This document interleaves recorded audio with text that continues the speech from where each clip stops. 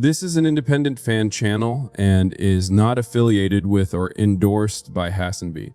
All content is created for commentary, education, and news purposes under fair use. So let's get into it. Donald Trump created a process in which the Bloody Market Monday has taken place. I truly thought about staying behind in New York just to get a better read on Wall Street, but I wanted to be back here with my family.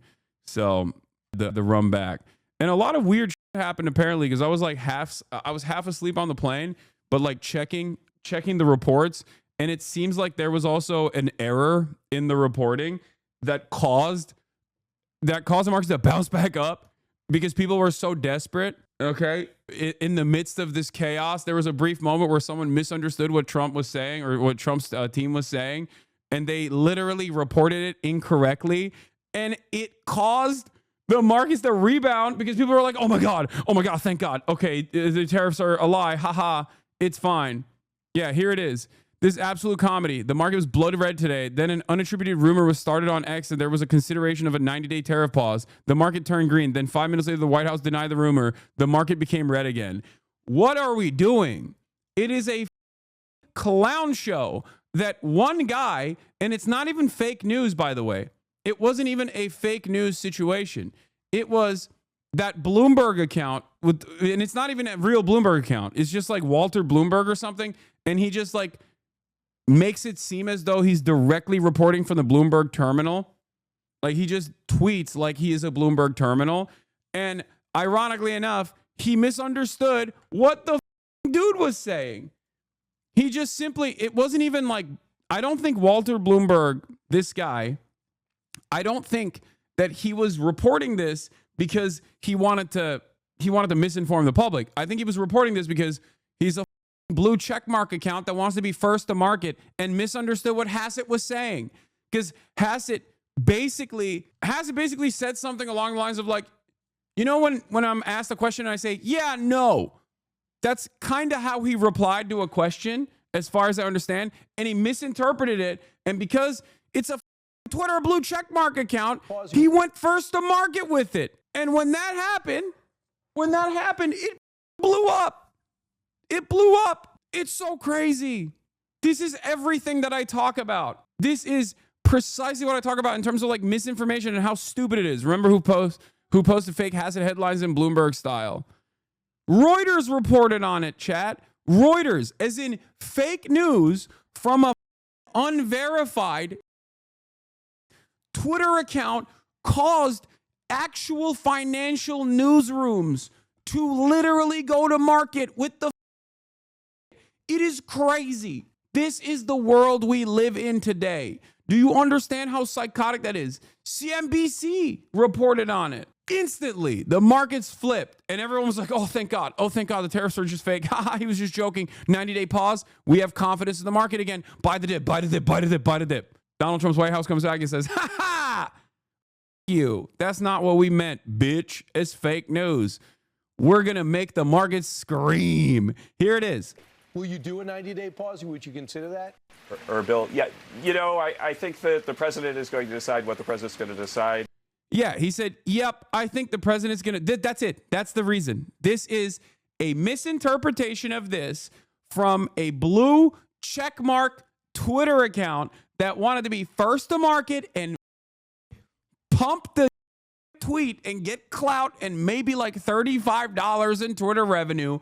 That is the reason why almost $1 billion of value came back to the market over this one key piece of misinformation. Will you do a 90-day pause? Would you consider that? Or Bill, yeah, you know, I think that the president is going to. Oh my God. 3.5 trillion. 3.5 trillion over. Oh my God. Oh my God. I thought it was billions. I didn't realize it was. Oh my God. I apologize, chatters. I was on the plane while this was happening. And I was like in and out of sleeping. So I didn't even realize.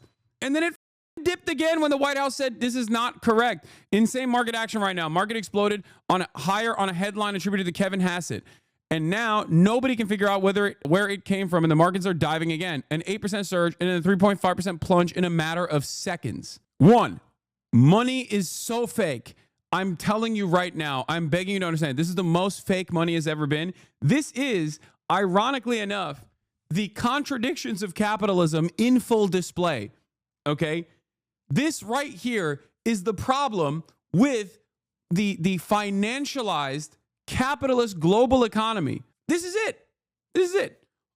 A little bit of misinformation in times of instability can cause market movements like this. I never want to hear any economist or any expert tell me that this is a rational process ever again. Oh, supply demand. Look at the supply demand. All of this shit is fake. It's all about confidence. Nobody fully understands the fundamentals, and the fundamentals don't even matter. It just doesn't matter. You cannot have a situation where a madman can single-handedly wipe out $7 trillion of value over the course of a couple days, only to have it bounce back for 3.5 trillion because the people are so desperate for a return to normalcy that they cope and believe a random Twitter blue checkmark account who did not understand the point that this dude was making and heard his transition word where he used yep for a brief moment, for literally half of a second, and that brought back $3.5 trillion in value. Money is fake. It's the most fake it's ever been, and it will only get more fake. This is why I always used to tell you that the only difference between cryptocurrencies and the stock market is at least that there is like some assets that you can associate within the stock market. And at least historically, the stock market was based on fundamentals. It was always unstable. It was always gambling, but at least there was like a little bit less gambling. Okay. Cryptocurrency is like playing roulette with a blindfold on, whereas the stock market is like playing blackjack. Okay.